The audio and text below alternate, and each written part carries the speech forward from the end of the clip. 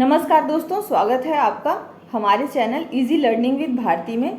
तो मैं आप लोगों के लिए सीटेट के बहुत ही महत्वपूर्ण क्वेश्चन लेकर आई हूँ।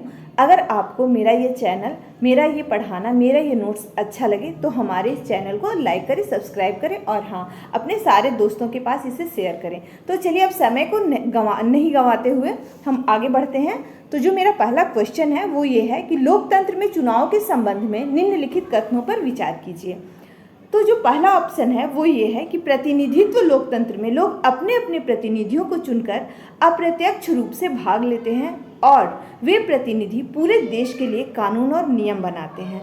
जो सेकंड क्वेश्चन है वो ये है कि सरकारें नियमित चुनावों के द्वारा बदली जा सकती है। अब इसमें से आपको सही विकल्प चुनना है। तो जैसा कि हम लोगों को पता है कि ये दोनों ही ऑप्शन सही हैं और अभी जो सीटेट में इसी तरह के क्वेश्चंस पूछे जा रहे हैं ताकि आप उलझ जाएं इस तरह के क्वेश्चन में। तो अगर आपने डिटेल पढ़ा है, बुक एनसीईआरटी को डिटेल से पढ़ा है, तो आप कभी भी उलझेंगे नहीं, क्योंकि आप लोगों को पता है कि जो हमारा लोकतंत्र है उसमें हम जो प्रतिनिधित्व लोकतंत्र है उसमें लोग अपने अपने प्रतिनिधियों को चुनकर अप्रत्यक्ष रूप से यानी कि वोट के माध्यम से हम भाग लेते हैं और वे प्रतिनिधि हमारे पूरे देश के लिए कानून और नियम बनाते हैं। और जो सेकेंड ऑप्शन है वो भी सही है कि सरकारें नियमित चुनावों के द्वारा बदली जा सकती हैं। तो इसमें ये तो हमें पहले ही पता है कि इसके दोनों ही ऑप्शंस जो हैं वो सही हैं, लेकिन फिर भी हम आगे देख लेते हैं कि ए सही है, बी गलत है, ए और बी दोनों ही गलत है, ए गलत है, बी सही है या फिर ए और बी दोनों ही सही है। तो जैसा कि आप लोगों को पता है कि इसमें ए और बी दोनों ही सही है। तो चलिए अब हम आगे बढ़ते हैं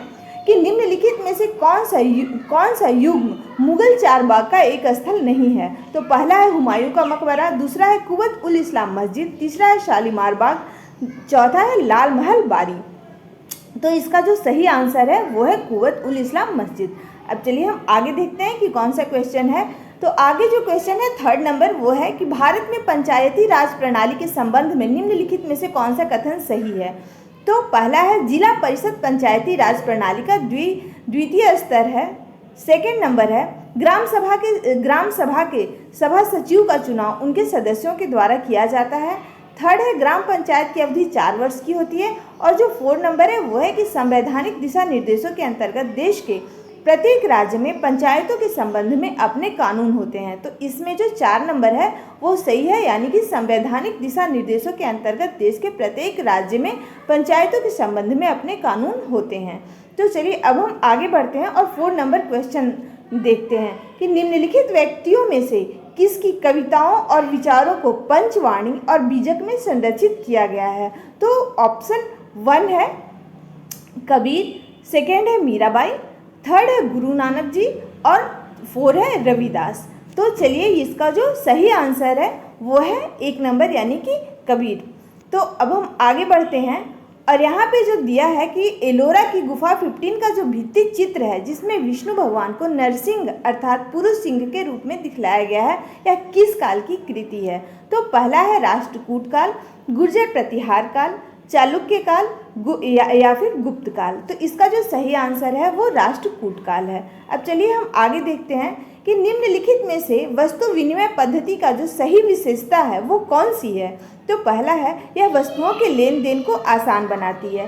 सेकंड है यह वह व्यापार है जिसमें वस्तुओं की अदला बदली में धन का प्रयोग किया जाता है। थर्ड है यह खर्चीली और समय साध्य प्रक्रिया है।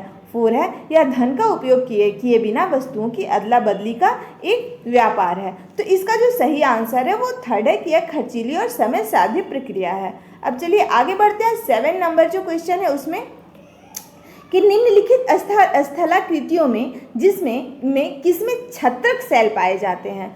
तो ऑप्शन है डेल्टा, सेकेंड नंबर है रेगिस्तान, थर्ड नंबर है हिमनद हिमोड़ और 4 नंबर है समुद्री गुफा।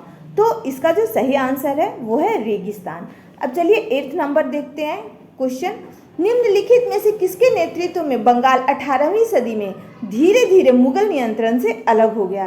तो ऑप्शन पहला है मुर्शिद कुली खान, सेकेंड है नादिर शाह, थर्ड है निजाम उल मुल्क आसफ जहां या फिर 4 नंबर है अलवर्दी खां। तो इसका जो सही आंसर है वो 1 नंबर है यानी कि मुर्शिद कुली खां। अब चलिए हम आगे बढ़ते हैं 9 नंबर में गढ़कटंगा के गोंड राज्य के संबंध में निम्नलिखित कथनों में से कौन सा कथन सही है? तो जो 1 नंबर है वो ये है कि यह एक समृद्ध राज्य था। इसने जंगली हाथियों को पकड़कर और उनको दूसरे राज्यों में निर्यात करके धन कमाया। सेकंड है, यह कमजोर बुंदेलों और मराठों के खिलाफ अधिक शक्तिशाली बना। थर्ड है, 1565 में मुगल सेनाओं ने गढ़कटंगा पर हमला किया और उन्हें रानी दुर्गावती द्वारा हार का सामना करना पड़ा। या फिर 4 नंबर कि यह राज्य केवल नगरों से बना था। तो इसका जो सही आंसर है वो 1 नंबर है कि यह एक समृद्ध राज्य था। इसने जंगली हाथियों को पकड़कर और उनको दूसरे राज्यों में निर्यात करके काफ़ी धन कमाया। अब जो 10 नंबर का क्वेश्चन है यानी 10 नंबर वो ये है कि भारत में चिकित्सा, यहाँ चिकित्सा लिखा गया है, मेरे टाइपिंग में मिस्टेक है, तो आप इसे चिकित्सा पढ़ें। भारत में चिकित्सा पर्यटकों के संदर्भ में निम्नलिखित 2 कथनों पर आप विचार कीजिए।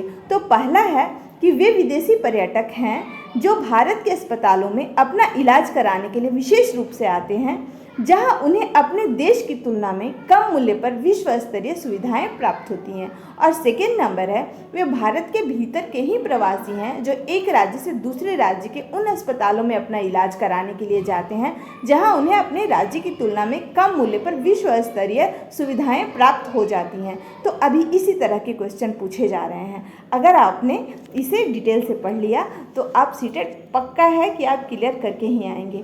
तो चलिए इसका हम ऑप्शन देखते हैं। ए सही है, बी गलत है, ए और बी दोनों ही गलत हैं, ए गलत है और बी सही है, या फिर ए और बी दोनों ही सही हैं। तो यहाँ पे जो सही जवाब है कि ए सही है और बी गलत है। तो ये 10 क्वेश्चन थे जो हमने आपके लिए लाए।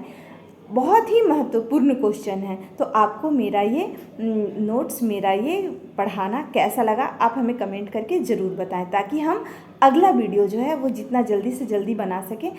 और ऐसे भी अब हम रोज़ मिलेंगे एक नए वीडियो के साथ और नए नए क्वेश्चंस के साथ, नए तरह के, जो अभी जिस तरह के क्वेश्चन पूछे जा रहे हैं उस तरह के क्वेश्चन के साथ। तब तक के लिए थैंक यू, धन्यवाद। और हाँ, हमारा ये जो चैनल है उसे लाइक और सब्सक्राइब ज़रूर करें और अपने दोस्तों के साथ ज़रूर से ज़रूर शेयर करें। Thank you.